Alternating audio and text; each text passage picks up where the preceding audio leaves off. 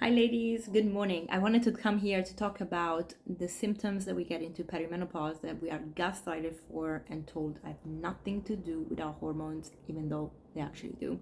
And this is something I want to bring forward all the time because I get very frustrated when we go and see a health specialist and they basically totally gaslight us because they say it's in the head or it has nothing to do with it, and basically we're doing something wrong by either eating the wrong thing, not exercising enough, and whatever it is that we are not doing right. And this is not okay. This is something that we need to really just put a stop. It's a narrative that hasn't served any women. And when you look actually at the research into perimenopause and menopause, we are so behind the times, so behind, instead of actually being forward and really supporting women in feeling their best. Because I want to remind you something, going into menopause is another change in our life that will elevate us.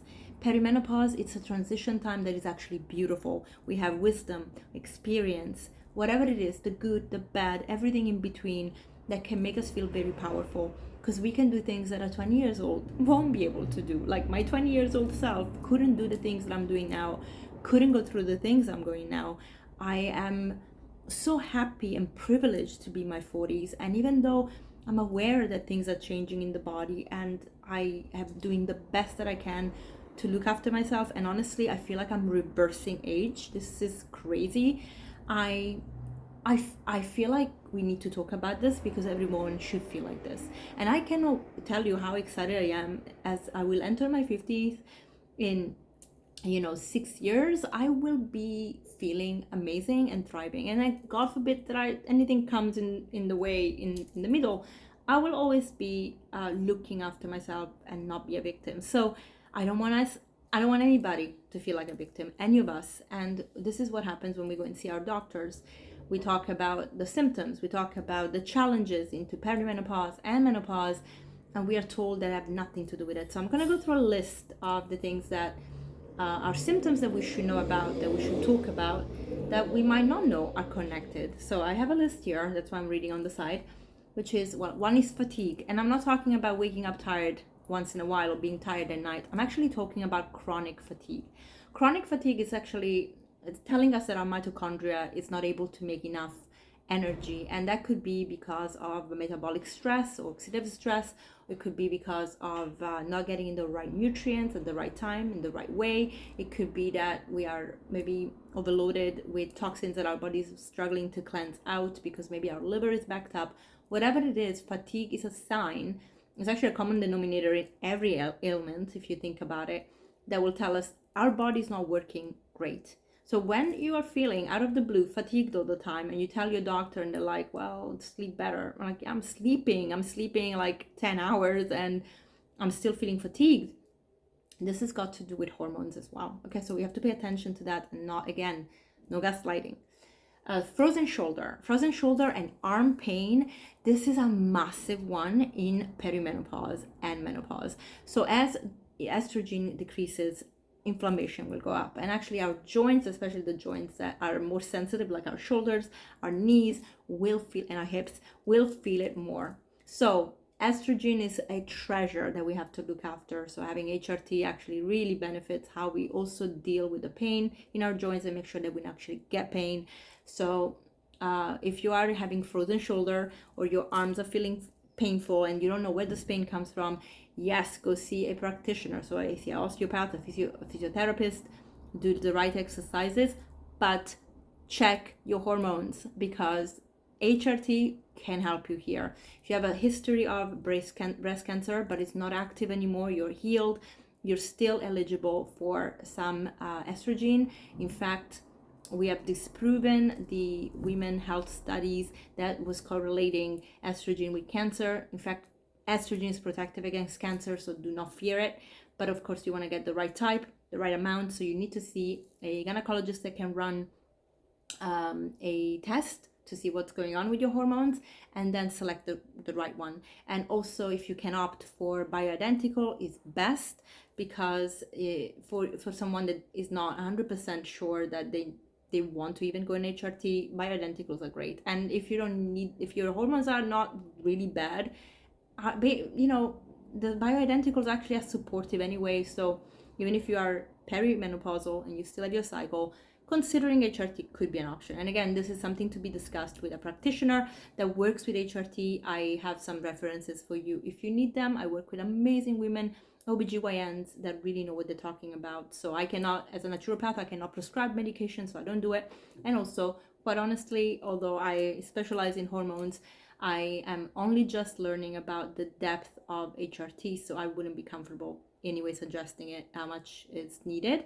So I rather work with someone that is working day in and day out until I learn, and even then I cannot prescribe. So, and I want to just learn because I think it's good to know the measurements and the amounts, and we can just really prevent pain in our body.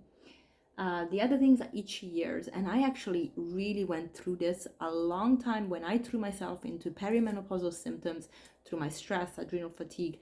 My ears were itchy all the time, and now gone, no more. So as I balance my body out, this is gone, which is a good indication.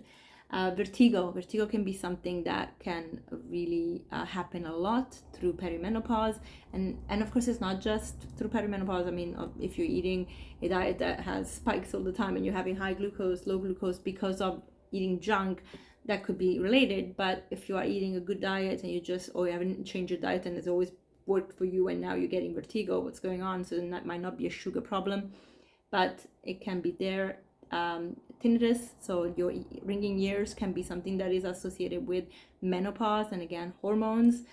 Anxiety is a big one. Last year I actually really went through a lot of anxiety bouts, and of course my life has been a little bit challenging in many ways, but still like more anxiety than I usually even tolerated before. I mean, not as bad as when in 2020, but definitely a lot of anxiety that I was like, wow, this is interesting. Irritability, of course, bloating, shivering and hot flushes, so cold one moment and hot the other, and those are symptoms we know about. But just this change, it's an indication, hey, this is happening. And actually a gynecologist will probably acknowledge this one as perimenopause or menopause, but they will tell you it will go away when you are in full menopause, which is not true, by the way. You can go into menopause and still have hot flashes. So they are not to do with this transition. They have to do with the hormones and what the balance is of the hormones. So we have to talk about that. Then your skin can be burning and itching. So that's something to pay attention to. A lot of it is connected also to the gut. We talk about this a lot, gut health, estrobolome, so the bacteria that works with estrogen. And so really making sure that you eat a diet that is full of fiber, because without fiber, estrobolome doesn't exist. And we need it as women. So please don't go on a carnivore diet. And then heavy periods. So if you are perimenopausal instead of a cycle, you can have these really heavy periods, and it can be related to this. It can be menopausal symptoms. Whiskers. All of a sudden you're like a little cat. Let me tell you, this is definitely one of my things. I have hair that's like down here popping up. Sometimes I'm like, are you kidding? Not popping up sometimes, popping up. Like I have to garden my face now. It's like, okay, that's my new reality. It's okay. And then low libido, if that's something you're going through, please, let's talk about hormones for that. We actually had a little video on sex and libido in menopause, and I think these are very, very important conversations. We do not expire. It's not just men that can have fun when they're older, women too, and we should. So we have to make sure we understand our hormones. Body odors can change. So if that's the case, this has got to do also with the liver. So as a naturopathic doctor, I really focus on cleansing the body naturally, which means the body already cleanses itself, detoxifies itself. If it didn't, we wouldn't be alive. But you can support the organs and do so, the kidneys, the gut, the liver mostly, and also actually your UTI system. So make sure that you go to the bathroom a lot. And let me tell you, yesterday I drank this tea that I found, which is really amazing, which has chicory in it. And chicory is something that I actually like to add into my body, but the root. And oh my gosh, it was like a diuretic day. I was peeing 10,000 times. On top of it, I had asparagus. So you can imagine, it's like my kidneys were like, woo, party time. So definitely something to look at. Hair loss. Oh my gosh, yes, our hair can actually start falling out. We need B vitamins when we're going through this transition even more. So make sure that you're checking in with your supplements. and your diet. So if you want to know more about actually supplements and diet, put a comment below, because I will do a video about this, and I will even create a spreadsheet or a page where you can go and see what are the essential nutrients and where you can get them, but also what supplements you can consider to put into your body. And I will also suggest some really good brands that don't use fillers but are really pure. Like, that's what they say, it's what they do, and that's it. If you are plant-based, which I hope you are, and if you follow me and you want to be more plant-based, then I also have brands that specialize in what is lacking for women, or not lacking, but what can be a challenge for women who are plant-based, don't need any animal products to get. I also want to create more documents for you about what kind of protein you can get on a plant-based diet, because I want to really demystify this need for animal products. We do not need animal protein because we can get all the amino acids from plants. Yes, we need to be careful on how we do it. Yes, we have to pay attention to the amounts, but let me tell you, I check what I eat every single day with my Lumen, and I am not deficient in protein. I oftentimes, without even protein powder, exceed the amount of protein that is recommended for me. It's incredible. So I just wanted to mention that. And I go to the gym and I lift weights and I do yoga every day. I exercise, I don't feel tired, and I have really good muscle mass. And my biological age, when I measure it, it's 40 and I'm 44. So it's awesome. I mean, I actually, depends on the scale, but another program told me I'm 35, which I'm probably like better than the 40. So there, I wanted to really share this, and those are really the symptoms I wanted to bring up. And if you want to know more about perimenopause and menopause, check in with me. Bye.